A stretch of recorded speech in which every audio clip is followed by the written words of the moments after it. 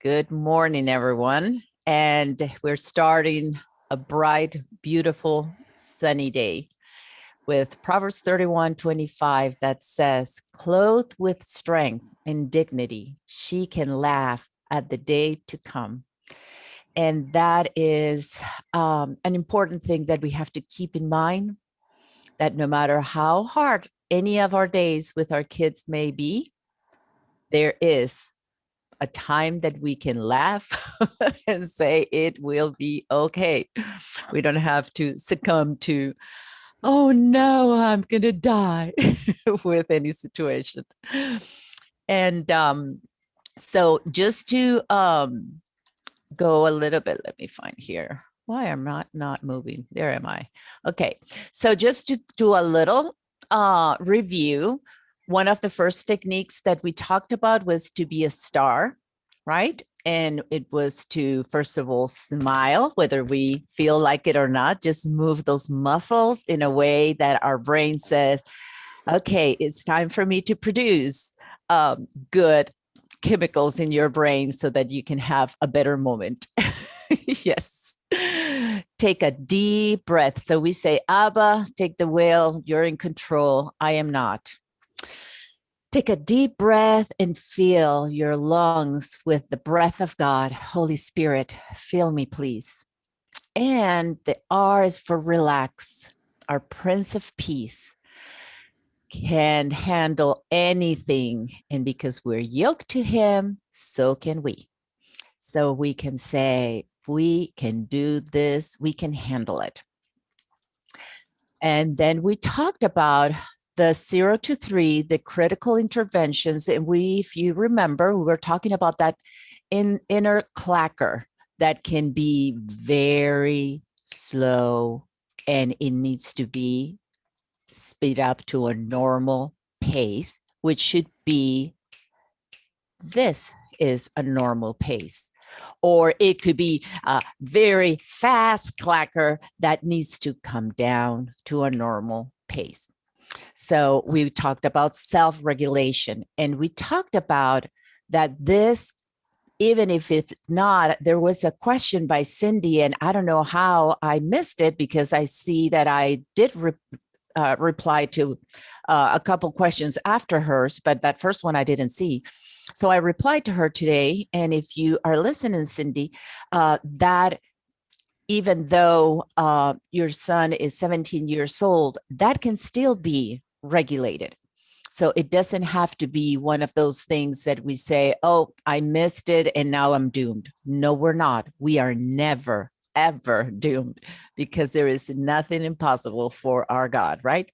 So that just means a little bit of more work because our brain has already created the neural pathways to deal with the situations that we face. So we have to create new neural pathways and say, that's not the way we need to respond. That's the way I used to react. So now I'm going to respond this way. And we have to train our brain for that.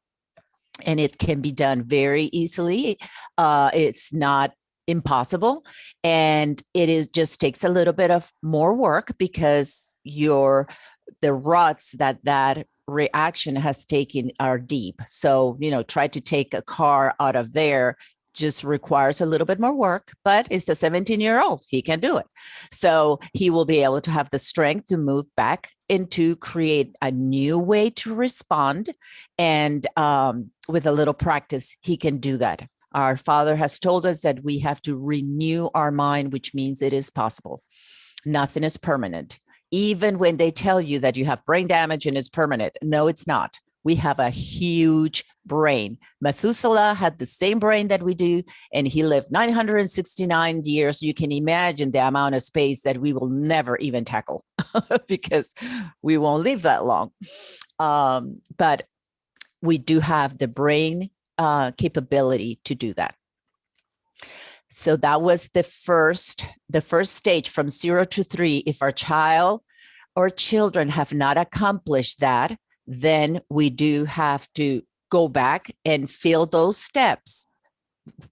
There is no jumping ahead and thinking that we're going to accomplish something. It doesn't work that way. Our brain needs to have the perfect ladder to go up in a proper development and health of our brain.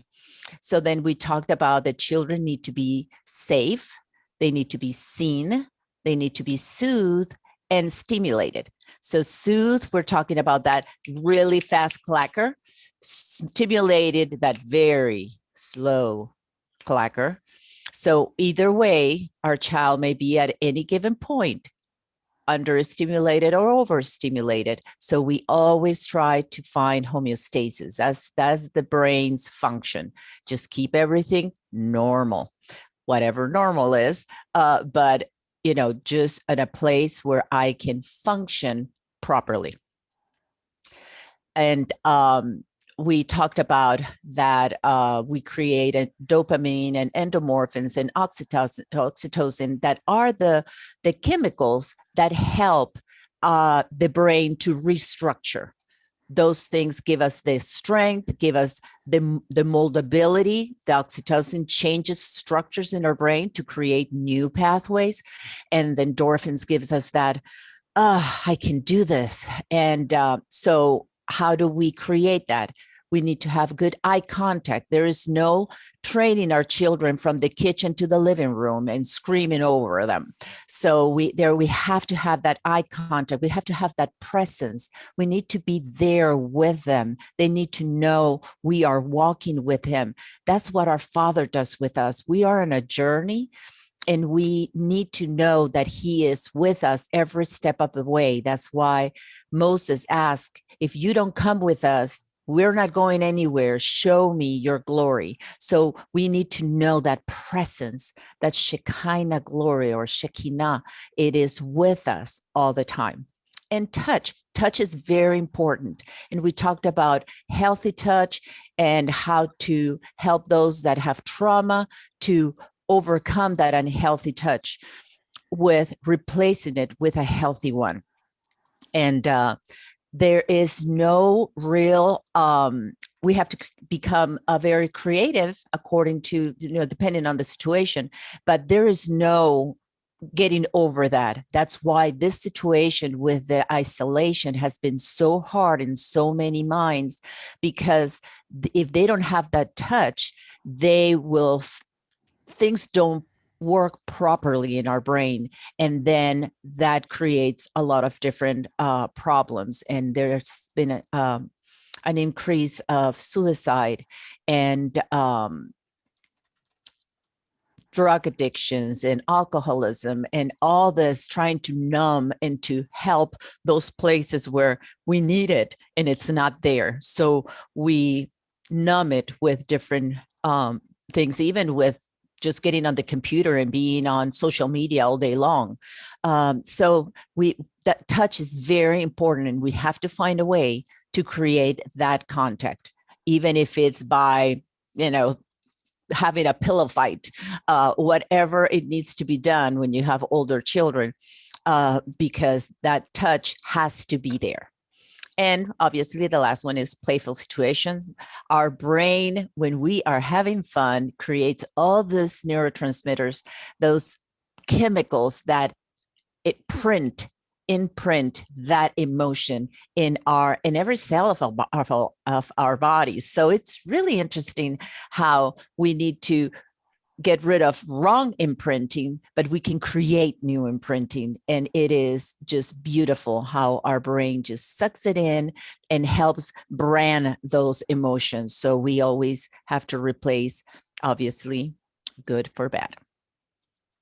So we talked about those early age years that when a child is constantly wanting to do this or being very challenging in his way of getting our attention and wanting something from us, that we don't keep saying no to this and no to that. No, we're not doing that. You need to finish this first. No, we're not doing.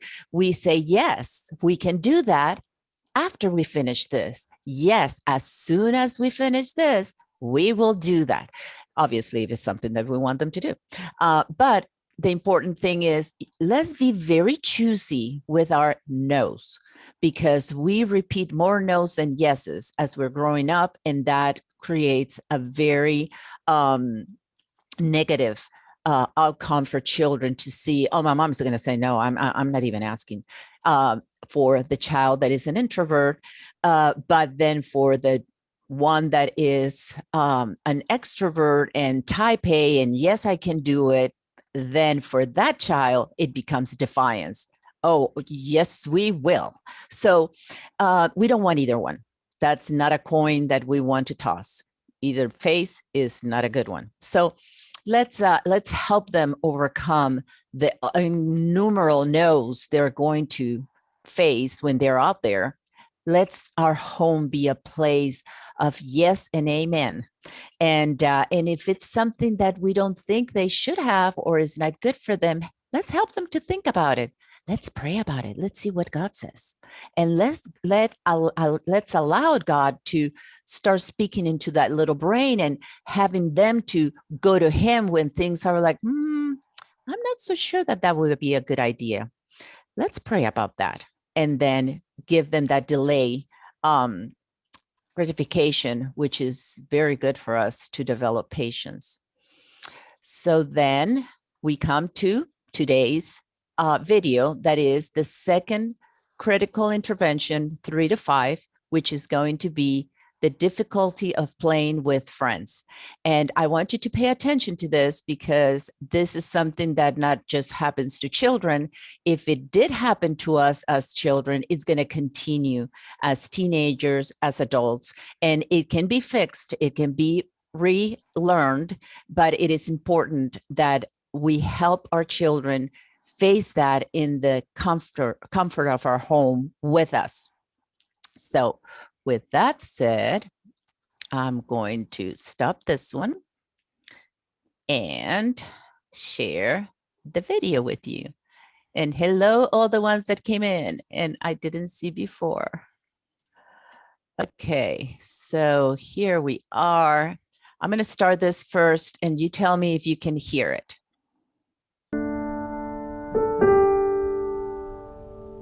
Can you hear it, Charlie? Yes, can hear it. Okay, perfect. So I'll get it.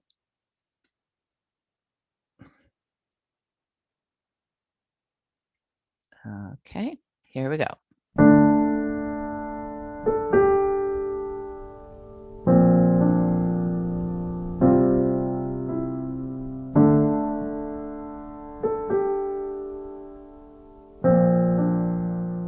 Road sign number 2 is difficulty playing with friends. This is 3 to 5-year-olds. And this is going to show you some red flags. This is not a phase these children go through. It is literally a red flag. Now, during the preschool years, play is brain food. Playing with adults, playing with peers, playing with blocks, imaginative play, dress up and Spider-Man. They need to play with their friends.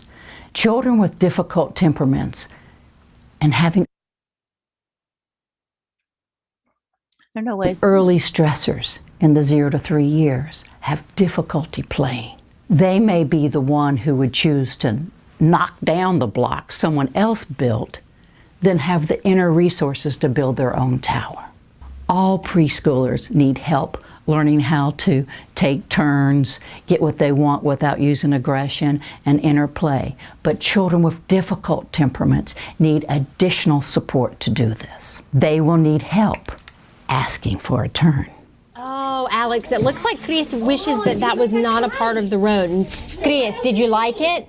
Okay, tell Alex, use your big voice. Say, Alex, I don't like it when you draw on the road. I don't like it when you draw. Next time, ask me first. Next time. Are you willing to ask first?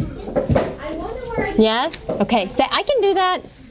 No, you do that. Yeah. They will need help entering the play of others. Can I play with you? We want to get Chris's attention, so the safe way to get his attention is tap, say his name, and wait for him to look. Say, Chris. Wait for him to look. Try again. Say, Chris. You look. Say, may I play? Yeah, I play. Oh, it worked. He said yes. He said yes. And look, your feelings change. Your mouth's going up like this. They will need help calming themselves down and may need to be taught in many, many imaginative ways. Kendall, the baby is wailing and sobbing.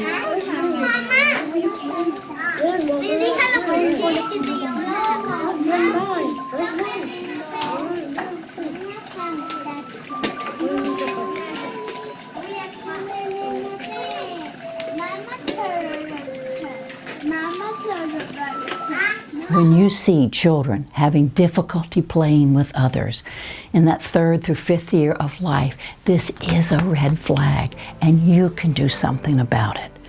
Start right now utilizing the skills you've seen in this video and seek additional information from the resources we're providing you.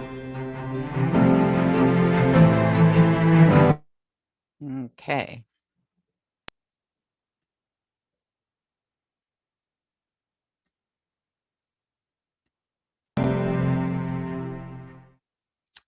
Oh, hold on. I should have turned it off before I got out of here. Because it's going to the next one.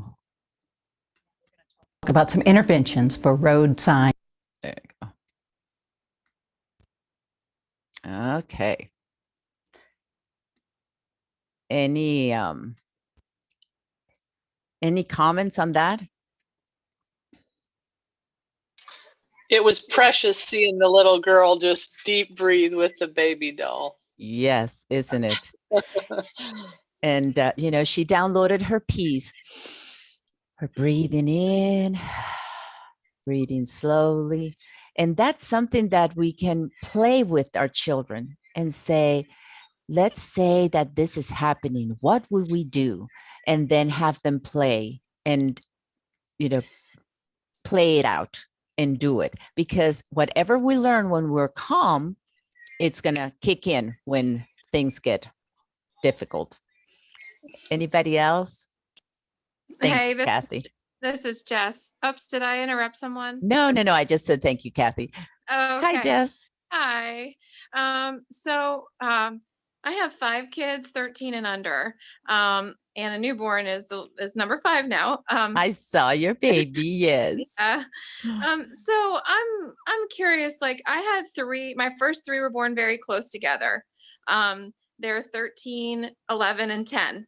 Mhm. Okay. And they're like the 3 amigos. And then I have my 5-year-old, and she's always less likely to find something on her own to do. She'd rather be social. If you tell her to play with her toys, she often gets upset because she wants someone to do it with. And up until this point, I've been able to treat her as such and give her that attention. Although she wants to be a part of the older 3 amigos, she just can't keep up with that. Right. Yes, go ahead. Thank you. Sorry. Thank you very much. It's okay if you lay it here. Yep. Thanks. Thank you. I'm at the hospital because our baby girl is having a hard time gaining weight. So they're treating her here. The nurse was coming in. So anyway, the 5-year-old is having trouble. She wants to be a part of the older kids, but she's really not. And now I have a newborn, and I'm wondering when a mom has multiple kids and can't split herself 5 ways, and I've relied a lot on the older children to include Josie, that's our 5-year-old. It gets to the point where the older kids are starting to resent having to make space and time for Josephine. And I often feel bad for her, to the point of lots of talks with the older kids, trying to include her, trying to please read her a book, please allow her a turn, and things like that. So can you help me out with some advice there on how to include the 5-year-old, but not create resentment with the older kids and yet find a way to have the 5-year-old feel like she's part of the family. They'll often shuffle her off, you know? Mhm, So mhm. can you help me with that? Do you have any advice? Well, every family is unique, right? You didn't space your children the way you did on purpose. It was, that's the way it came. That's the way God gives us our children. And it would be helpful for the children to all, especially now you have a new baby. So to sit them all together and say, our family has changed now. We have one more member in the family. And the way our family, what's your last name, Jess? Yoder? Yoder. Okay. The way God created the Yoders, this is our family, is having all of you with all the different ages. And you can name them so that they realize we're all part of the same family. So it's you and you're this age, and you and you're this age, and every single one of you. And now we have a little baby. What's going to happen is that Josephine was the baby of the house. She's no longer the baby of the house. Now we have Emma with us. And so, now she's going to become kind of like the middle child, because you guys are more close in age. And then we have the baby, and she's going to be like right in the middle there, a little bit, not close enough to you and not close enough to her. So God created our Yoder family this way for a reason. And every single one of us have to learn our part in this. That means that you guys that are more close to each other are used to playing together. And then after a few years came little Josephine, it's all of a sudden, yeah, she's nice. We invite her in. We welcome. We love her, but she's too little for us. And God knew that. There is something that our Father wants the three of you to learn in this process, even with little Emma, because Emma is now all of a sudden way younger than all of you. So it's going to create an even bigger space that you may think that you don't relate to because she's just a baby. Well, God gave you a baby to care for, because the Yoders are brothers keepers. We're not, that's not my job. That is your job. We care for every single one here at home. So we're going to have to learn ways to do that. And it's not going to be easy. It never is. Learning takes time, takes effort, and sometimes a few little tears. And it's okay. It's all part of growing up and overcoming. And then you can remind them, in Revelation, we talk about the 7 churches, those that overcome. And those churches is all of us. He's telling us all the situations are going to happen to every single one of us in a different time in our lives. And we have to learn to overcome. And it's just, if you can look at it as this is a challenge that I have to overcome, and I can. The Father has given me everything to overcome it. So it's not like, man, I didn't want this and I can't do it. No, yes, you can. Okay, so if we can all be in one, let's lay the foundation here. We can all do this. We have all been given the same task. We're just all different. So how do we do this? Number one, your precious little sisters can only have the attention span of their age in minutes. So Josephine, if she's 5, in 5 minutes, that's all she has, to really engage in learning something or being part of something. So it's not going to kill you. It's not like I'm taking, 5 hours of your day to do this. No, it's just 5 minutes. And those 5 minutes are going to amount to incredible amount of gain for your life, for your character, that is priceless. just think about how fortunate you are to have somebody at home to practice with, because that skill, you're going to need it out there. I don't know what God has for you, but he has something for each one of you. And that those 5 minutes are going to mean the world one day. So learn your lesson right now. I'm gonna play you. I'm gonna put you on play and let my and let my kids listen. Listen to that. Yeah, because I couldn't put it. We've had multiple talks, and I think mom's voice starts to sound like the a cartoon Charlie Brown. Just after a while, it doesn't matter anymore what I say, and they kind of resent me then, and I'm a relational person, so I get a little hurt by the pushback, and then I feel bad for Josie. Then I feel bad my kids are mad at me for making them play with Josie. It's a vicious cycle. So I think I might just defer this to you as a third party, and hey kids, come and listen to what I really want to say to you. Sammy wants to talk to you. Yes, I would love to talk to them. And another really neat thing that they can do is that to have things that whatever they're doing, they can have one little activity for her to do. Yeah. How about, let's say you're all cleaning the house. Everybody has a chore that they have to do. Give her a pair of socks to put in her hands. So you go everywhere and you take care of the dust. You clean the dust everywhere we go. So Okay. if you can give her something to do, that's all she wants, is really help me be part of this. So they can find a way of whatever they're doing to say, can you help me with this? And if you can say, can you help me with this? It just changes completely the dynamic, because we all human beings want to be helpful. God created us that way.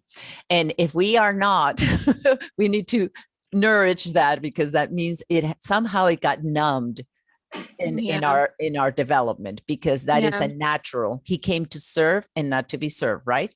So if he's in us, that should be a natural. Light gives, doesn't take.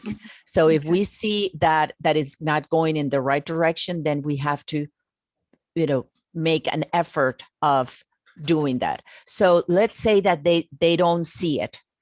That's the part that you come in and say, okay, this needs to be done. And every single one is going to do this, that, and the other. And you help them. And if you see, you can tell the older ones, you can say, if you see that Josie finished with this, would you mind reminding her that there's this other thing that I would like her to do too? So that way they know, okay, she may be done with this. What do we do next? And so then you're giving them a way out to say to her, how about if you help this? Remember what mom said? And not be, mom, I don't know what to do. So here she's asking me again, or, and they feel frustrated is what it is. They don't know how to do that for her.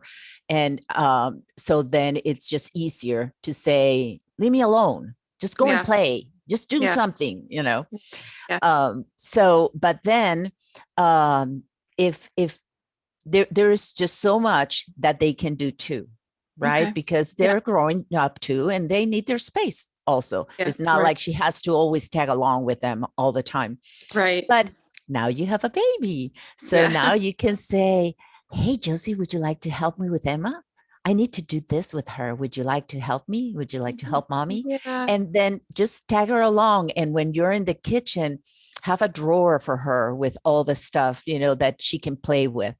I said, I'm going to be doing dishes and I'm going to be cooking or whatever. What are you going to do in your drawer? And then let her go in. As long as she's next to you, she'll be happy just getting her stuff out of her drawer and pretending that she's mom too. Yeah. And what she likes to do is do whatever I'm doing. So she likes to cook, bake when I'm baking. She likes to do dishes when I'm doing dishes. So sometime I'll have to pick your brain off of here, so I don't take about an hour of your time asking more questions. But specifically, I will send you a message about homeschooling, because she's been very, very patient as a 5-year-old and 4-year-old, sitting alongside while I homeschool the other 3. And she, so I'd like to pick your brain then sometime about that. Oh, okay. Yes, we can do that. But Thank you. I homeschooled two that were 4 years apart. And one thing that I always help is to give them paper and crayons and say, I would love to see what you draw out of what you hear mommy say. And then, she will be hearing you and trying to draw something and do something with it. And then you can celebrate. Oh, now just tell me what you draw. And then, when she tells you what she drew, then you can, wow, you are so smart. Look at all you learned today. And, make it something that they love to draw, or give her Play-Doh or something that would keep her entertained, and just let her creative mind, this is what we're talking right now between 3 and 5, is that creativity. Just get busy doing things with her hands and imagining, and let her just get lost in her imagination, and that helps a lot. Thank you, Simi. You're welcome. So have any input on that? This whole, I have it here on the screen, her asking, would you ask Chris? And it's funny because, I'm Hispanic. So of course I can hear her Chris that she was saying instead of Chris, because obviously that child is Hispanic and he doesn't want to be called Chris. But Chris is what she was saying. But how about that dialogue of how do you ask them, did you like that? You didn't like it. Well, so what do you do then? You can ask. And have you had any experience with that? What has been your experience with that? Or even your older children, are they able to do that in their relationships? We had our 2 littles that we had over the summer here. We've been having them now for visits. And so I've been trying to practice that when they grab a toy, say, oh, you really wanted to play with that. I can see. Yeah. And I said, how about we take a turn and then talk about then with the one who the toy was taken from, and like we've been doing, and then with our older one, like time limit, because our one little guy got upset and I said, we have one toy and I know everybody wants to play. And so we kind of set like a 5-minute timer for the older ones. And then for the little ones, just learning to communicate instead of bopping them on the head with each other, not me bopping on the head. Yeah. But Yeah. them. That's awesome. But it really, it's muscle memory. And so we don't have them very often now. And so but you still do it because they can still learn. Yes. They'll get familiar at grandma's house. There's a certain way of doing things. And hopefully in that muscle memory, then they can take it home. Yes, and they can take it for life. This is something that is very important. All these critical interventions are important right now for the rest of their lives, because when they get older and somebody does something to them that they don't like, one, they don't have to take it and just cower down and do whatever somebody wants them to do. Or two, get really, feisty and answer back or be cruel or mean to somebody just because that's the only way they know how to survive. So we have to get them out of reaction to response, just a normal response. No, I didn't like that. Please next time ask me. And like, what did you do that for? Those responses that are just out of sheer frustration because I don't know what else to do. This is the only way I know how to communicate with others. And this is the way. And then we end up saying like, I carry that flag very proudly for a few years. Well, I am what you get what you see. This is the way I am. If you don't like it, that's the way I am. And that is wrong because yes, that's the way I've been. That's not the way God created me to be. I'm learning. I'll get better at this. So being able to really own up, I did it wrong. because that's the only way I knew how to survive. But I can change that. That's awesome, Kathy. Keep working on that. That's awesome. Well, yeah, because they like my 6-year-old didn't learn that. And so now I can, even when I'm inside, we have a window when they're playing outside, I can read his body language. And so Right. I see him starting to use he likes the breathing technique.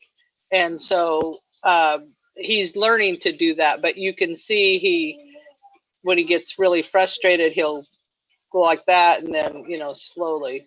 But it's sometimes I have to go referee, but and usually at that, just taking kind of out of the situation, because now that they're older, but Yes. it can be learned. Yes, it can.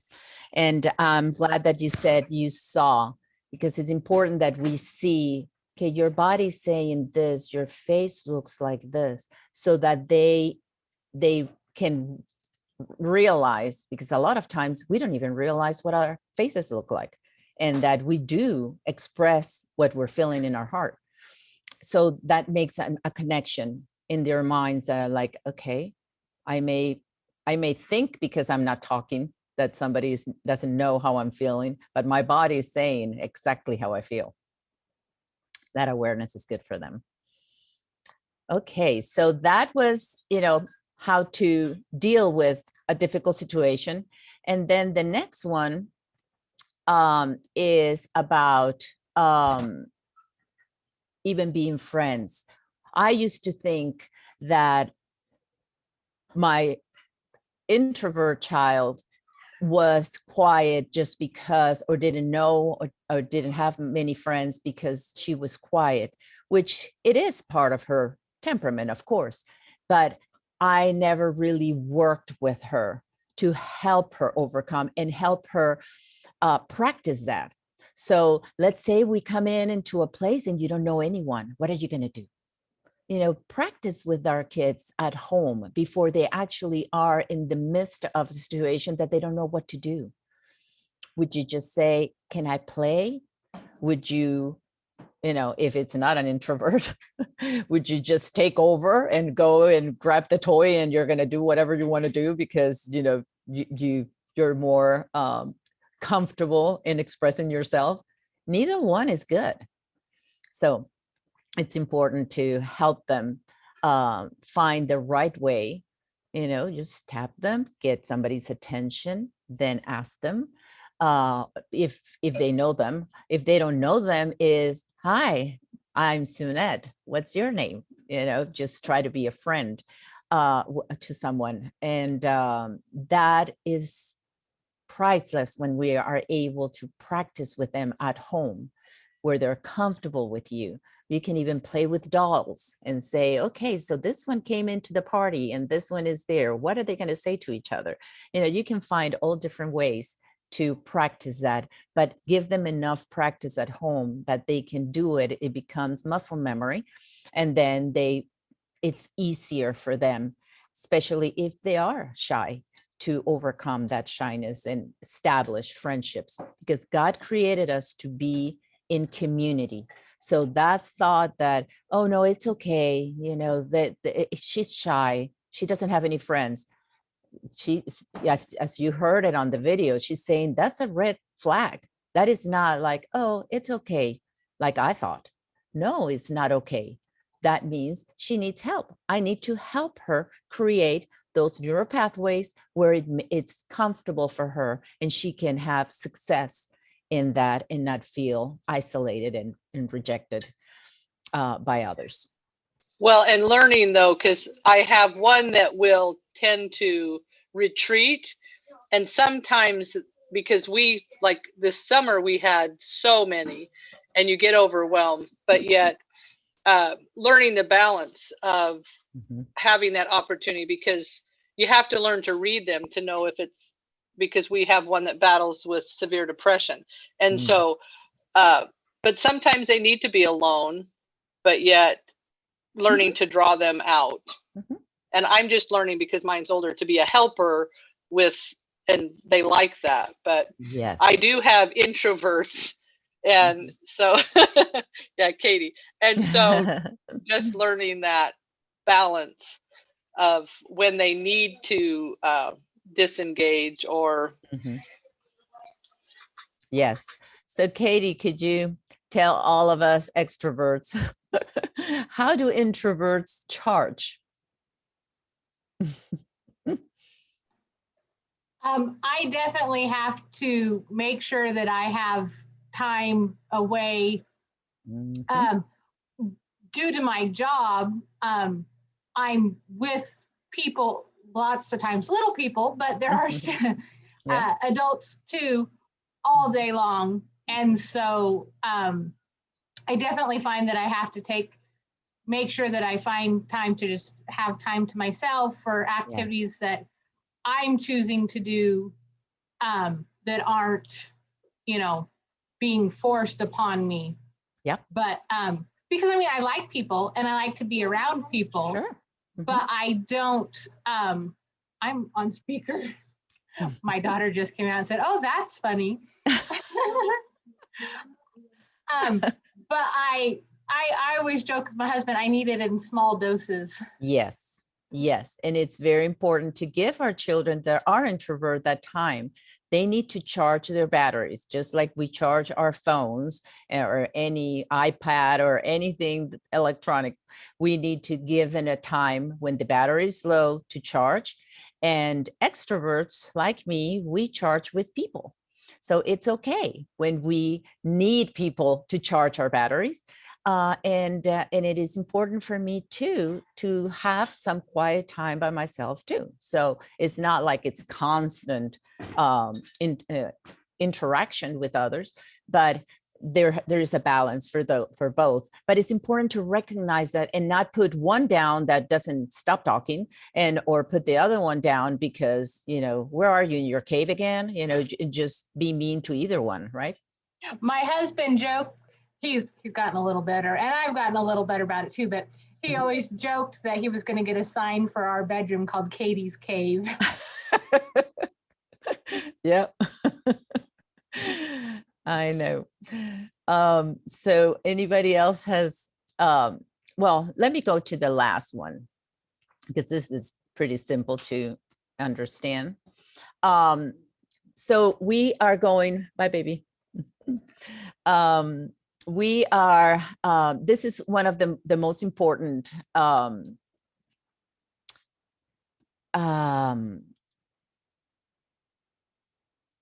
piece of information that if we can be visual about it. I share this with my other call, and but it is basic knowledge, human behavior that we all need to have. And as you can see there in the red is our survival state, and in that state we are constantly asking ourselves, am I safe? So when we talked about it, I think I mentioned it before, that when our children become very physical, then that is that red function, that red state of our minds, where we are completely, we're not using, there is not even an emotion there, and there is not really a thought there. Fear takes over, and that fear is just saying, I need to survive, and everything else gets shut down until safety becomes the most important thing and the most important question to be answered. That's why the whole Bible, it's all about safety, right? That we are being safe, that we are safe, that we have been rescued. We see all the feasts, and they start with being rescued, being taken out of Egypt. So God is always trying to liberate us, deliver us from anything that is inhibiting us, that is shackling us from being free, to having that abundant life. But that question needs to be answered. So your first question is, am I safe? Then it goes into that blue area, which is the emotional state. And if I'm safe, I can go to the next question, but I will never ask the second question until the first one is answered. So then the second one is, am I loved? Is there a connection here? Are you my friend? Are we talking from a heart to heart? And those usually are when our children become very verbosos. They just say over and over again, you this and then he said that, and then it's all words, not and push and physical movements. It's more verbal communication. So when you have that communication, then your child is asking, I don't feel love. You may love me, I just don't feel loved right now. So that's the part that all the wordings are coming out are to, would you please tell me I am loved? Would you please reassure me right now that I am loved, that there is a connection between us, that I am not alone? So that is the second question that our brain asks. And then the third, which we see there in green, is the executive state, which means, I feel safe, I feel loved, I want to learn. And those are the inquisitive child or children that will come and ask you, Mom, why is this? And why is that? And they're why, and what? And why are you doing this? And why are you doing? And you're like, oh my goodness, you ask me one more time, why? And pat yourself in the shoulder if they do, because that means their executive brain is functioning properly. They are ready to learn. They feel safe and they feel love. You have accomplished the most important thing that God created you to have with your children. We're the only ones that can nourish that from an early age, give them safety and give them love. So learning, they will learn for the rest of their lives through people that they like and they don't like, in places where they want to be and they don't want to be. That's just life. But to learn to know that they are safe and loved, that if we have it from an early age, that has an incredible accomplishment that you have done as a parent. And that should be our goal, because that's what our Father wants us to feel safe and loved, right? So we're just mimicking our daddy. So this, I'm not going to go more into detail into that, more than just knowing that that is the way our brains work until we die. It's not, it's just for the children. Our brains work that way until we die. And I just want to end with this verse that is very, very important in the development of our children, is that there is no fear in love, but perfect love drives out fear, because fear involves punishment. And the one who fears is not perfected in love.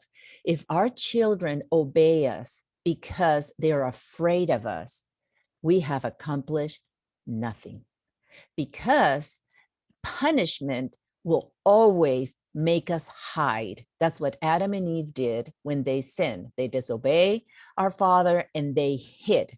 So that we don't want our children to hide from us, and we don't want them to hide from anyone or anything that they may face. So if we can instill that from an early age, this is about growth. This is about God restoring us to respond adequately and not react by flight, fight, or freeze. Those are that red zone. He doesn't want us to live out of a red zone. That's why that real red, which is his blood, his love, is what drives out that fear. That red zone should be flooded with the blood of Messiah, flooded with the love of our Father. And no, there's no punishment. There are consequences to the things we do wrong, for sure. And we, as good parents, should let them know what the consequence of whatever they do is going to be, if they choose to do that. but not because I'm going to punish you because you deserve to be punished. And it's because there is a consequence. I told you to do this. And if you do this, this is what's going to happen. But if you don't do it, this is what's going to happen. So I didn't do that to you. You did it to yourself.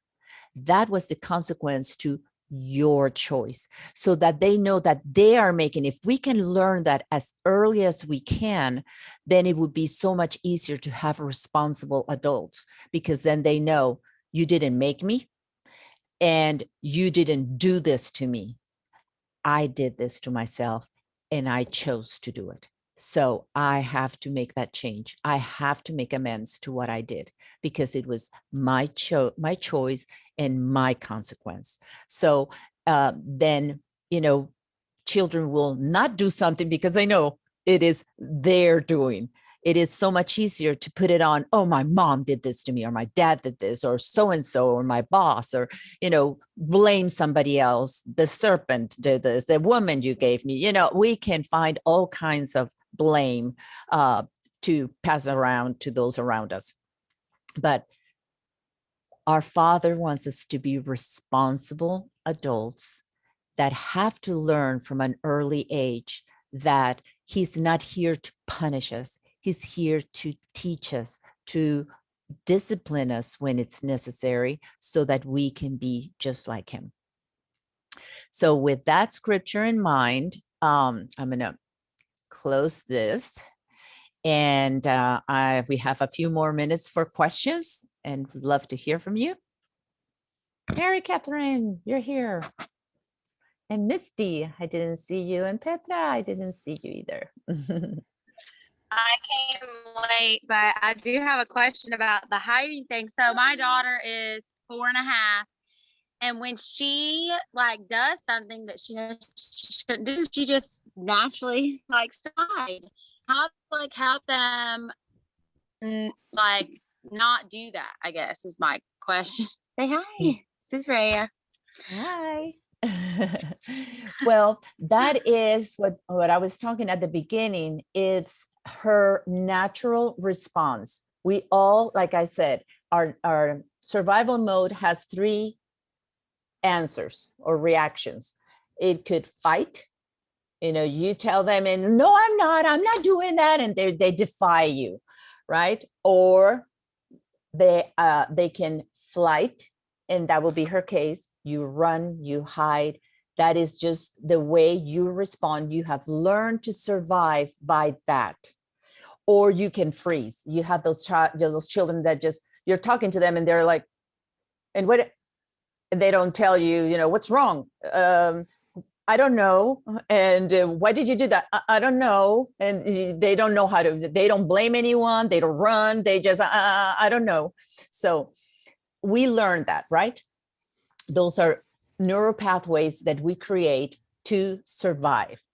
Now, we deal with our children differently, because you don't want to poke a child that is hiding, because all you're going to do is make them hide even more, because they're hiding for a reason. They're afraid. And we have to conquer that fear first, is the most important. We can deal with the situation later. Whatever they did, that takes second place to this relationship. I love you, baby. What do we think that our Father didn't know where Adam and Eve were when He's asking for them? Of course He knew, but He still called them, right? So you call her. You call her from wherever she is. Can you come over here? I would love to talk to you. And you're calm. You're not angry. But mommy, I did. It's okay. We'll talk about that later. Right now, I need to talk to you. Can we talk heart to heart? Come over here. And you sit her on your lap. You get her close to your heart. And you say, okay, let's breathe together. This is okay. We're going to learn from this, but it's okay right now. I love you. You are safe. Hug her. Let her know she doesn't have to run from you. Don't tell her, just show her she doesn't have to run from you. And after she feels loved and saved with you, you can say, okay, can you tell me what happened? And then, but he said, whatever it is, And then you can say, I would love if next time this happens, that you don't hide from me. Mommy loves you. I'm not here to hurt you. I'm here to help you. So can you tell me that? Can you tell me that next time you will? And she may run again and run again and run again. And it doesn't matter how many times she runs, you do this again and again. And it's like, again, we just went over this. I told you it's okay. That will not help.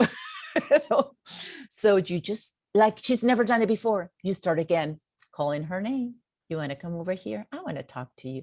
And you do it like this is the first time, you've never done it, but you do the same thing over and over and over. And she will eventually realize, I'm okay. I am safe. Yes, I can do this. But it's so opposite of what most, this seems so opposite of what most of us have been taught, I guess, or I know, even in like the Christian community, the idea of like, you respect, like immediately, and that was one of the things we've been told was like, living in my in-laws house for 2 years, it was really difficult because the different styles of parenting, and it's like, well, you need to punish them immediately right when they did the thing, so that, because otherwise they don't associate your punishment with the right thing if you don't do it then. So it's like, honestly, it's like, as I'm listening to you, it requires actually more self-control on our parts as parents to do it the calm, loving, godly way. Yes. Than it is to just respond to because a lot of times it's out of a punishment, like having done something absolutely wrong. You know what I mean? Like knowing it's wrong. It's not like I'm just going to run away just to be, cute. It's like you just wiped. I mean, like one of the things that has happened in the past was having an accident and wanting to hide the accident and wiping it on the wall in a closet somewhere so that we didn't see the evidence in her pants. And I'm like, absolutely, we don't do that. But the way we responded, we were so careful. We were like, hey, let me clean you up. Like we had to just be, everything inside of me wanted to just like, this is appalling. This is, like, I just wanted to be like, we absolutely don't, but I couldn't, because I knew if I were to respond that way, it would have totally damaged and shamed. You know what I mean? Right. But my point in saying that is just like, this whole way is so contrary to what human nature for even the parent wants to do. It's takes a lot of energy but it's good energy. If you can do that at the beginning, oh my goodness, you would have solved years of therapy for those kids, because then eventually it's like, oh my gosh, they need therapy from you and you need therapy from them.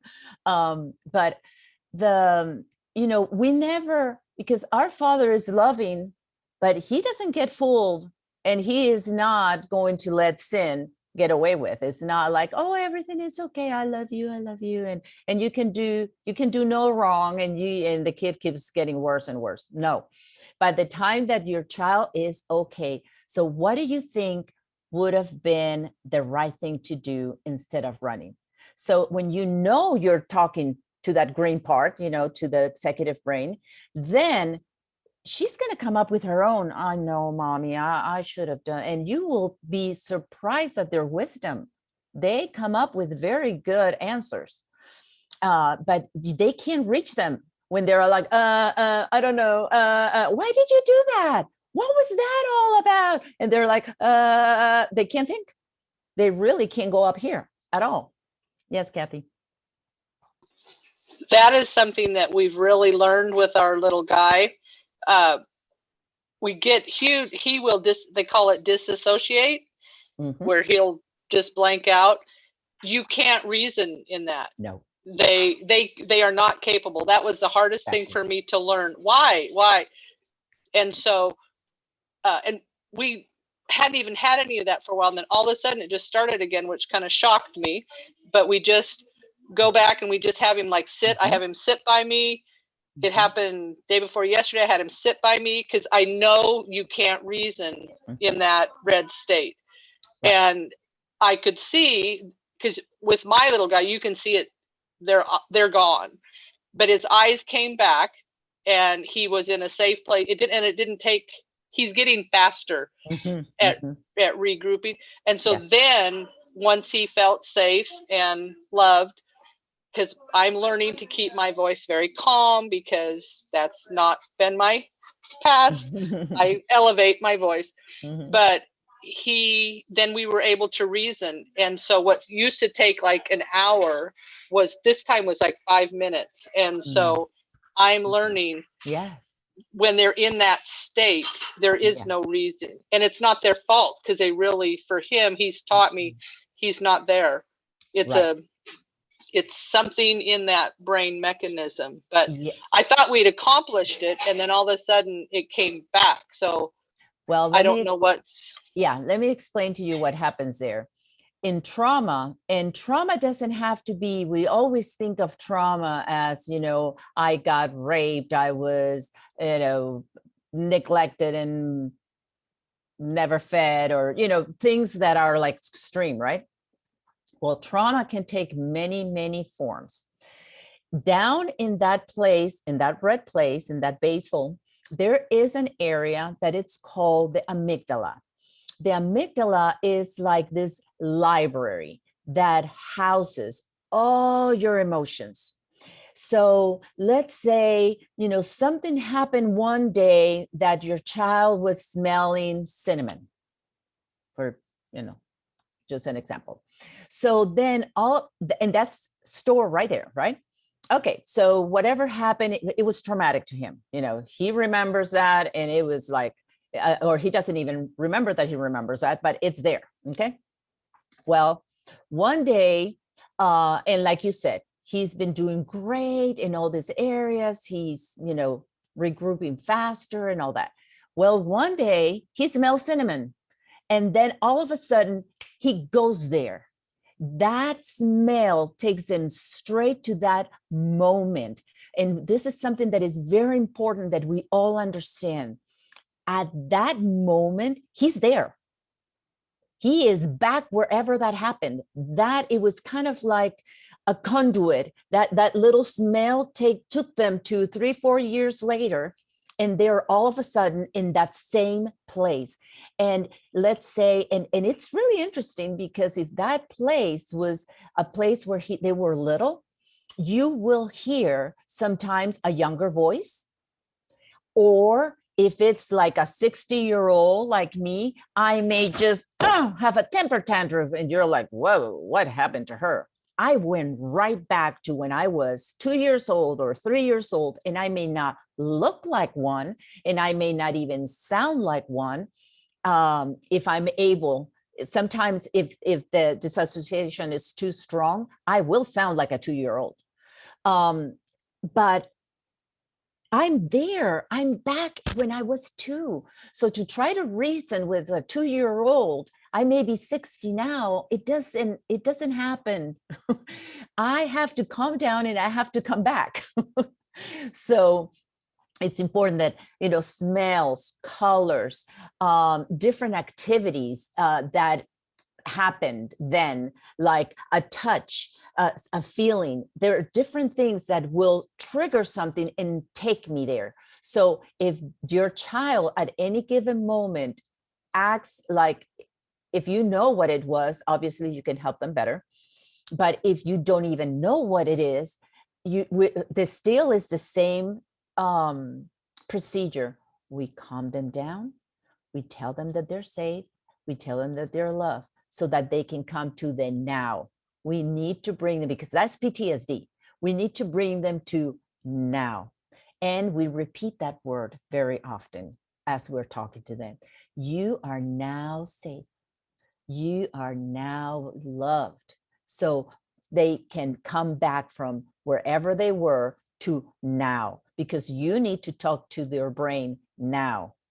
And then when you have them back with you, then you can talk about those places that got fragmented, and we need to bring them back. We need to be one. Yeah. Do you remember what happened? And if they say, yeah, when I smelled that, somebody did this to me or this happened. And it's like, that must have been really painful, but you're not there right now. And that is not happening again. So do you think we can bring that little piece of you back here? Let's just be one again. Let's bring all that back to you. Because do you need that little piece of you? And they'll probably say yes. Well, that little piece of you wants to be with you too. Let's just bring them together. Something as simple as that, because you are whole. And sometimes things happen to us and those little pieces stay in different places and we need to bring them back because God wants us whole. And just, as simple as that. We don't have to make it, ooh, spooky or anything like that. Or it's just, that's just the way it is. And as long as you understand that, you are okay. And, but so it's not that they didn't learn it, is that something trigger another memory that it's in that library. And we just have to, God gives us all the ample opportunity for us to reconnect and bring back all those little fragments that have stayed behind because they were afraid and they hid. So, and then, we have to continue to live. So we continue to live, but we left that little piece behind. Hi, Jennifer. So going back to Mary Catherine about, I totally agree with you. We've been taught wrong for a long time. For a long time, it went, the pendulum was very authoritative. And then we had the 70s with Dr. Spock, I think it spoke. Yeah.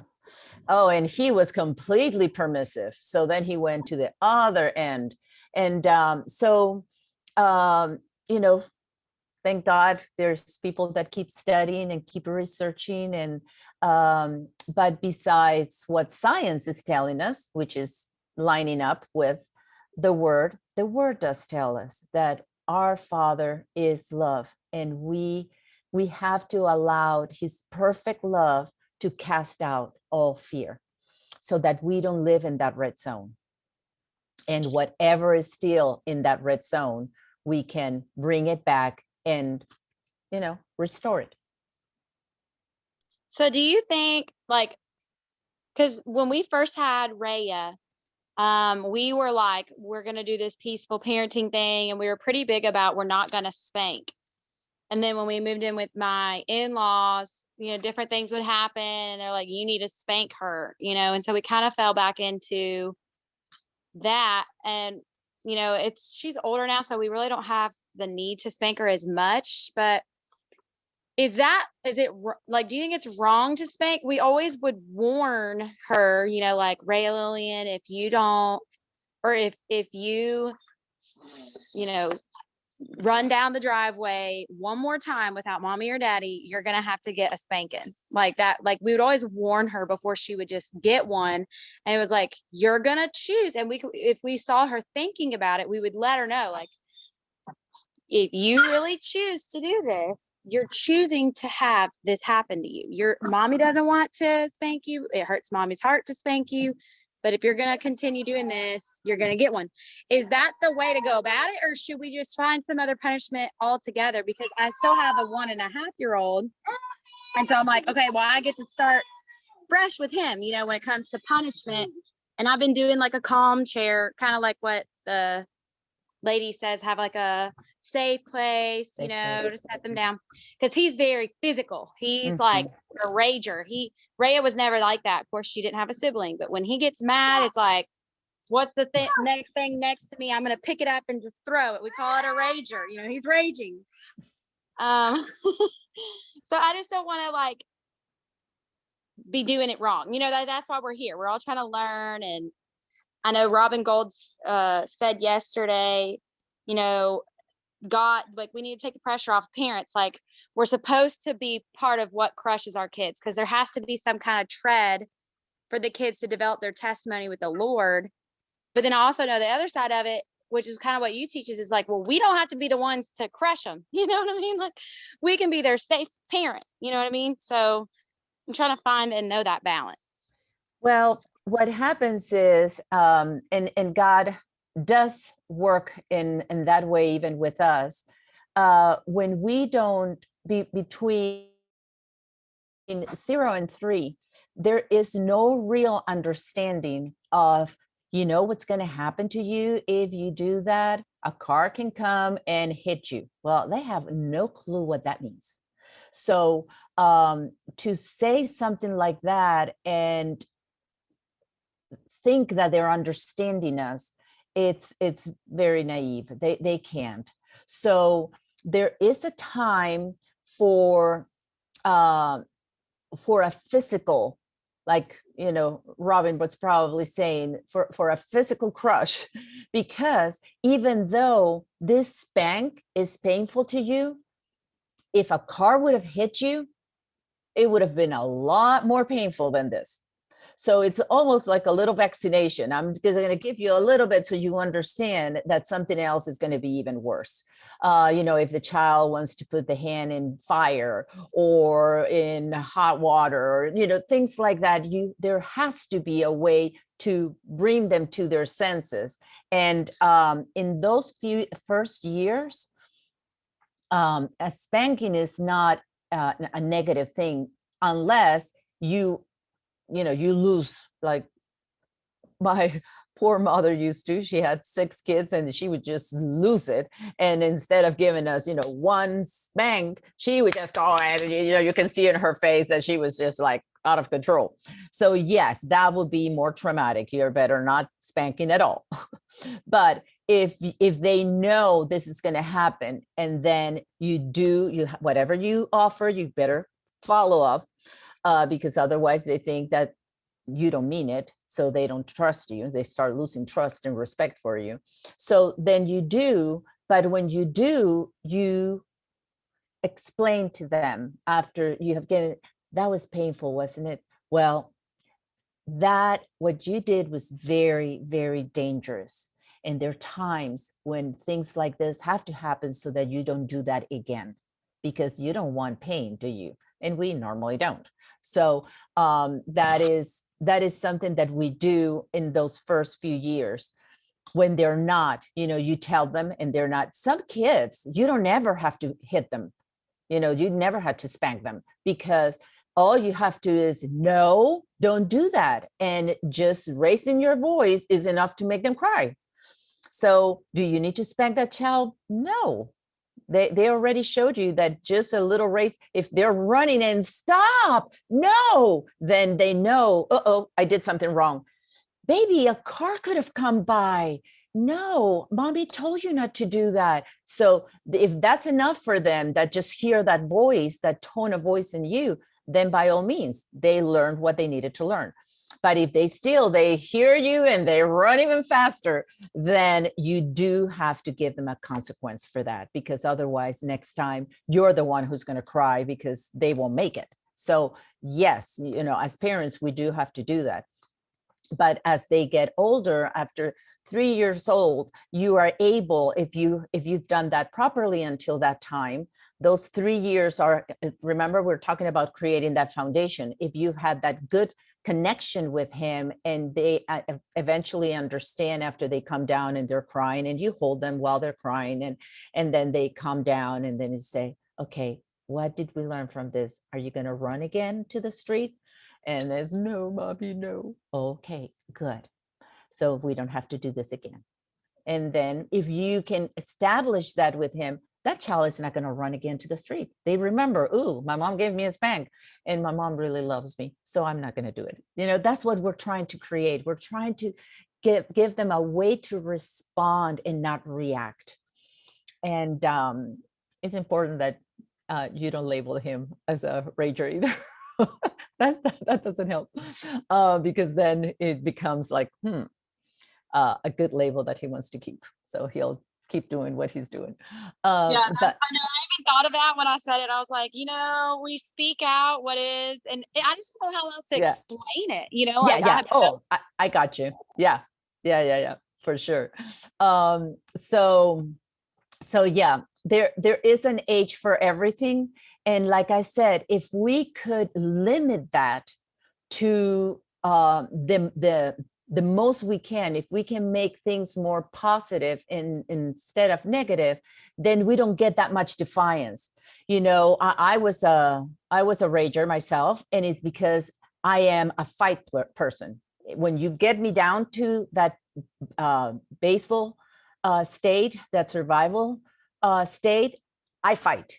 I don't freeze and I don't run. I fight. So I became very, very defiant. So all that did was create a stronger and stronger fighting mode in me. I'm still a fighter, but I use my fight now as an advocate. I fight for you. I advocate for you. I want people to be free. I want people to live, successful lives. And so I can, now God is helping me change that into a more productive way of living, because I am still an extrovert and I am still a fighter. So what can I do with that, right? Be in front of a camera and talk to a lot of strangers that I'll probably never see again when I do conferences and stuff like that. But, he created me this way for a reason. So it's important that those strong-willed children that we have, that we mold and channel that, because those are children that God is going to use in their later years to face, to stand up for others, to help others, to guide, to lead the crowd, etc. So if we do a good job with them when they're little, they have good ethics, they have good values, and then they can do that in a good way. And I just realized that it's 1:20. I have one sort of quick question. Is Yes. there a cycle in those fight, flight, and freeze? Will they, because I have one who is a definite freeze and I'd never experienced that before, and then one who's a fight, but is there will they cycle out of one into another when they're in the healing process, or is it just maybe a personality that creates the? Yes, like Holisa would say, yes. It's all of the above. Well, if the freeze is definitely trauma, there shouldn't be a freeze. And the hide can be a personality, a temperament, if they're introverted and it's hard for them to express themselves because they're little and they see you big. And so it's hard for them. So that would be a natural tendency, and they would get better at where they don't hide or run away from you, but are able to stand up, and you have to come down so that they don't feel like they have this giant. So you get down to their level, you get on your knees, you go down and see them eye to eye, or you bring them up to see eye to eye. So then that would be easier for them to face. They'll be able to, I don't know that they will completely, you can never change their temperament. So they would still be quieter and less, in your face, but then they don't have to hide. They can just say, probably, Mom, can I tell you something? And they're like, okay, what happened? Well, you told me not to do this. I did, that kind of a thing. But and the one that it's like me, I'm gonna fight you. I would go, Mommy, I'm sorry, I did this. They just come out, but they don't fight you. They don't defy you. So those two, that's just our natural instinct. It's part of our in nature. So it's never going to go away. We can respond instead of react. Okay, ladies, I love spending time with you. And, when I first said that hour, that was when I had a job, and I only had an hour for lunch. So that's why this last two have gone a little bit longer than that we needed to, that we said it was going to be an hour. But what I was thinking was probably do more of what Brenda does with the Tuesday, or Charlie and Brenda do during the portion where we can end the recording for those that want to just listen to that, and then we can have our a little bit of longer time, because these are good questions, and I've learned with hearing you and you being able to talk to each other and change and share your testimonies and what you're doing. So I will talk to Charlie about that and see if we can make it just close the recording and then continue. Because right now, if I close the recording, if I turn it off, the recording, it will stop in order to stop the recording, I have to stop the call. But we'll work that out. And you're always welcome to send me a message, and we can continue, our conversation. Or if you have something more specific that you would like to know, if I know it, I'll help you. If I don't, I'll find the answer. I do like to know things, so we can all learn together. Well, thank you. And I am going to end this recording and call now.